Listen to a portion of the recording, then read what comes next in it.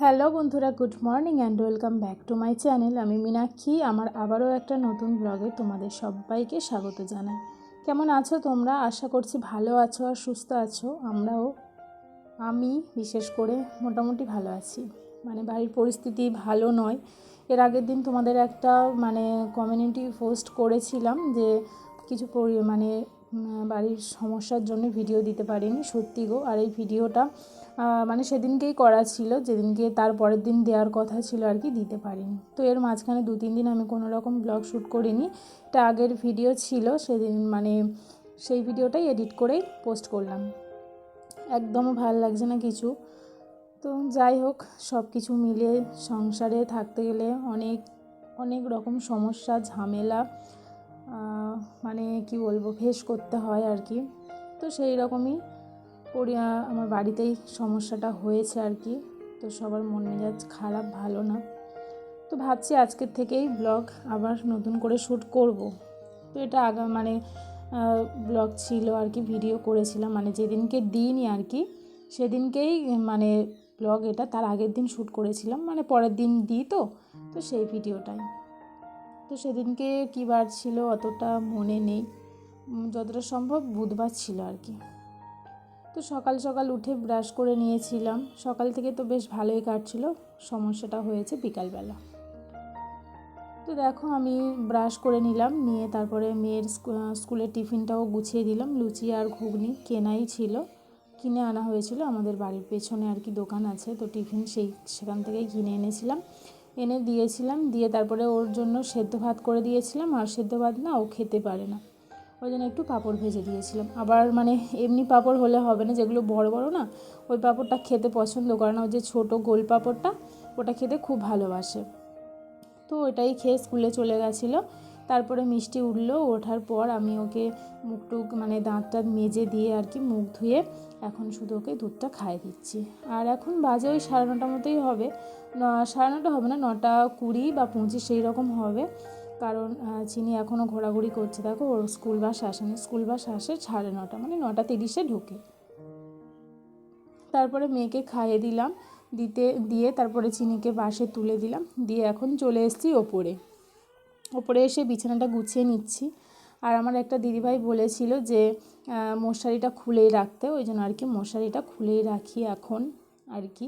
কী বলো তো, প্রত্যেক দিন যেহেতু টাঙাতে হয়, তো ওই জন্য না খোলা আর প্রতিদিন আবার লাগানো একটু সমস্যা ঝামেলার হয়ে যায়, ওই জন্যই আমি খুলতাম না। তো এখন কী বলো তো, আমরা হলাম কি বলবো, অভ্যাসের দাস বলে না, তো ওই অভ্যাসটা এতদিন করে করে এসেছি, হঠাৎ করে তো আর চেঞ্জ করতে পারি না। তো এখন থেকে আবার এইটা স্টার্ট করেছি, হয়তো এটাও একটা অভ্যাসে পরিণত হয়ে যাবে, তখন আবার ওই জিনিসটা দেখতে ভালো লাগবে না। এখন মনে হচ্ছে 2-1 দিন যদি না মশারিটা সবটা খুলি না, যেন কেমন একটা ঝাপসা মতো মনে হয়।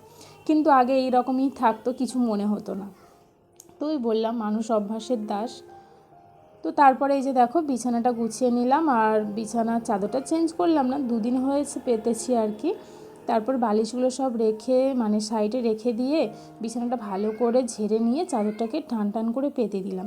দিয়ে তারপরে বিছানায় যা যা থাকে আর কি, শীতকালের বিছানা বুঝতেই পারছো, অনেক কিছু রাখার থাকে। তো সেগুলো সব কিছু গুছিয়ে নিলাম। আর ব্ল্যাঙ্কেটগুলো নিয়ে চলে যাব এখন ছাদে গিয়ে মেলে দেবো। কারণ কদিন না ঠিক মতো রোদ্দুর হচ্ছে না, বৃষ্টির ওয়েদার ছিল, মেঘলা হয়েছিল, তো সেভাবে ব্ল্যাঙ্কেটগুলো রোদে দেওয়া হয়নি। তো একদিন এর আগের দিন হয়েছিল রোদ্দুরটা, কিন্তু দেওয়া হয়নি। তো আজকে দিলাম, বেশ সুন্দর রোদ্দুরটা উঠেছে। তো ওই জন্য আর কি ব্ল্যাঙ্কেটগুলো সব ওপরে দিয়ে দিলাম। আর এগুলো হচ্ছে গতকালের জামা প্যান্ট, জানো তো, এগুলো একটু অবেলা হয়ে গেছিলো, ওই জন্য শোকায়নি, কেচেছিলাম তো। তারপরে এখন এসে রোদে দিয়ে দিলাম, গেঞ্জির প্যান্টটা আর কি। আর তারপর দেখবে সোয়েটারের হাতাগুলো, তারপরে কোমরের যে প্যান্টের কোমরের গাড়াটাগুলো না, ওগুলো ভিজে থাকে, ওই জন্যই আর কি রোদ্দুর উঠেছে ধারের দিকে দিয়ে দিলাম। তারপরে এদিকে আমি ভাতটা এসে বসিয়ে দিয়ে কিন্তু চুলে আজকে হেনা করে নিয়েছি। আর আমি হেনাটা করি আর কি, করলে ভালো। এমনিতেই তো ধরতে গেলে আমি কোনো তোমাদেরকে দেখিয়েছি স্কিনের জন্য বা হেয়ারের জন্য কোনো রকম এক্সট্রা প্রোডাক্ট স্কিনের বা হেয়ারের আর কি, সব কিছুই তো আমাদের প্রোটিন দিতে হয়, তাই না?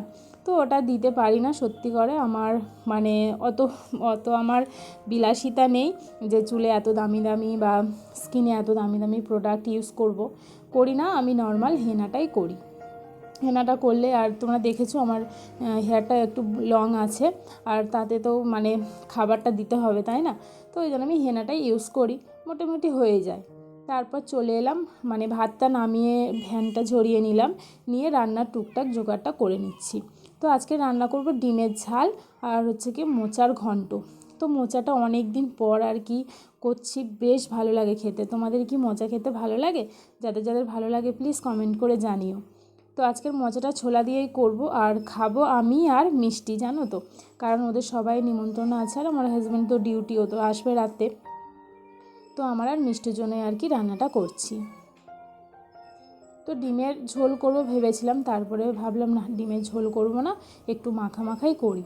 তো এই ডিমটা আগে ভেজে তুলে নিলাম, সেদ্ধ করে নিয়েছিলাম আলাদাভাবে, নিয়ে তারপরে একটু কাঁচা লঙ্কা পেঁয়াজ মানে তেলের মধ্যে দিয়ে একটু ভাজা করে নিয়েছি। আর রান্নার আমার কিন্তু সব কিছু রেডি করা হয়ে গেছে। তারপরে ওই আদা রসুন হলুদ লঙ্কা গুঁড়ো দিয়ে আর মটরশুঁটি দিয়েছিলাম। বেশ ভালো লাগে ডিমের ঝালটা এরকমভাবে করলে। আর আমি যে মানে মোচার ঘন্টটা যেভাবে করি, মোচাটা তো দেখলেই একদম ঝিরিঝিরি করে কাটা হয়েছে, আমি কাটিনি, ওটা শাশুড়িমা কেটে দিয়েছেন। তারপরে ভালো করে ধুয়ে নিয়ে প্রেশার কুকারে 2-3টে সিটি দিয়ে নিতে হয়। ধুয়ে নিলাম, নিয়ে প্রেশার কুকারে দিয়ে দিলাম, দিয়ে একটু ছোলা বেশি করে দিতে হয়, দিলে না বেশ ভালো লাগে। তো ছোলা দিয়ে দিলাম, আর উপর থেকে হালকা করে হলুদটা দিয়ে দিলাম।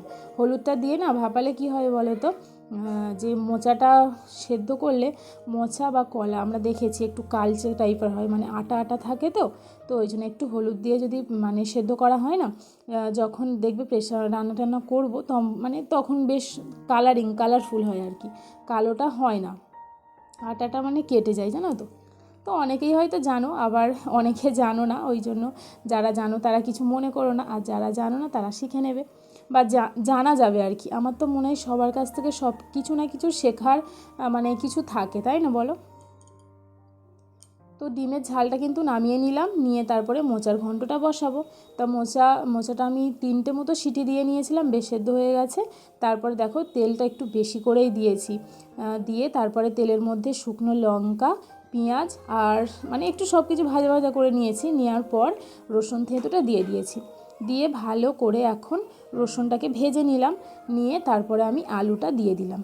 আর আলুটা সেদ্ধ করিনি, কারণ নতুন আলু তো, একটু ভালো করে ভেজে নিলে আর একটু জল দিয়ে ঢাকা দিলে আর কি সেদ্ধটা হয়ে যায়, ওই জন্যই আর কি মোচার সঙ্গে সেদ্ধটা করলাম না। তো আলুটা বেশ সুন্দরভাবে লাল লাল করে ভেজে নিয়ে আদা বাটাটা দিয়ে দিলাম। এবারে যা যা মশলা দেবো, ওই আমি মানে দেখেছো জিরে বাটাটা না দিই না, রসুন পেঁয়াজ দিলে জিরে বাটাটা দিই না, কারণ যদি জিরে বাটাটা দেওয়া হয় না, রসুন পেঁয়াজের পুরো ফ্লেভারটাই চলে যায়। আমি ওই জন্য আদা রসুনের ফ্লেভারটা বেশ ভালো লাগে, কিন্তু মাছের ঝোল এইসবে জিরে বাটাটা দিলে ঠিকঠাক লাগে আর কি। তো তারপরে দেখো আমি আদা দিয়ে দিলাম, দিয়ে হলুদ গুঁড়ো লঙ্কার গুঁড়ো নুন দিয়ে ভালো করে আর কি আলুটাকে কষিয়ে নেব, কারণ মোচাটা দিলে তো আর কষানো যাবে না, ওই জন্য আলুটাই কষিয়ে নিচ্ছি। আর একটু জল মানে দিয়ে কষিয়েছিলাম, কারণ নিচেতে একটু ধরে যাচ্ছিলো। তো এই যে দেখো জল দিয়ে দিয়েছি, দিতে কিন্তু ভালো করে আর কি কষিয়ে নিয়েছি। আর এইরকম করে মশলা কষালে না তরকারির টেস্টটা আরও দ্বিগুণ বেড়ে যায়। মানে একবার এমনি কষিয়ে নিলাম, নিয়ে তারপরে জল দিয়ে আবার কষিয়ে নিলাম। তো সুন্দরভাবে কিন্তু তেল ছেড়ে গেছে, যাওয়ার পর আমি মোচাটা সেদ্ধ যেটা করে রেখেছিলাম সেটা দিয়ে দিলাম। তো এইভাবেই আর কি কষিয়ে নেব, নিয়ে একটু চিনি দিয়ে ঢেকে দেব।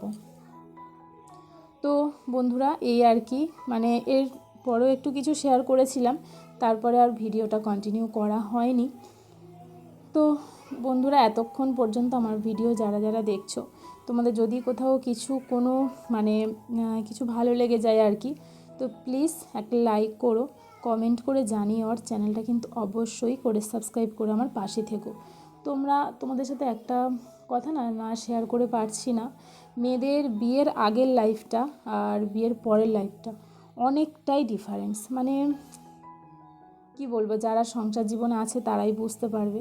আজকের এই প্রবলেম, কালকে সেই প্রবলেম, মানে সব কিছু ফেস করেও কিন্তু আমি একটা মানে নিজের ওপর কনফিডেন্স রেখেছি যে না, আমাকে কিছু করতে হবে, এটাই আর কি। তো সেই জন্য আর কি তোমাদের সাপোর্ট আমার খুবই প্রয়োজন। আর যতই আমরা হাসি মুখে থাকি না কেন, সবার মধ্যে না কিছু প্রবলেম আছে।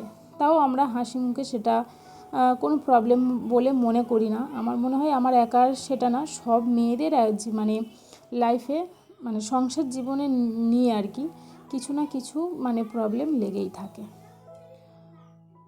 তো এই আর কি সব কিছুটা আর শেয়ার করতে মানে চাইছি না। তো অনেকেই বুঝতে পারছো আর কি, কিছু বললাম না, বেশি কিছু বললাম না, বেশি কিছু বলাটা হয়তো আমার উচিতও হবে না। তো যাই হোক, মোজার ঘন্টটা কিন্তু আমার মানে জল টলগুলো একদম শুকিয়ে গেছে। যাবার পর একটু ঘি আর গরম মশলা দিয়ে দিলাম, দিয়ে একটু ভালো করে মানে কষিয়ে নেব, একটু ঘেঁটে নেব আর কি, নিয়ে তারপর আর কি নামিয়ে নেব। তো তোমরা দেখতে পেলে গ্যাস ওভেনটাও পরিষ্কার করে নিয়েছি আর কি, যেহেতু তেমন কিছু রান্না হয়নি, তো আঁশ রান্না হয়নি, ওই জন্যই আর কি মানে ভালো করে মুছে নিলাম। একটু স্কচব্রাইট জল দিয়ে মুছেছি, আর তারপরে কিন্তু আমি জলনাতা দিয়ে মুছে নিয়েছি। তারপরে স্নানটাও করে নিয়েছিলাম, জামা কাপড় কিছু ছিল সেগুলো পরিষ্কার করে মেলে দিলাম। তো চলো বন্ধুরা, আজকের ভিডিওটা এখানেই শেষ করলাম। জানি না তোমাদের ভিডিওটা কেমন লাগলো, যদি কিছু ভালো লাগে প্লিজ আমার পাশে থেকো।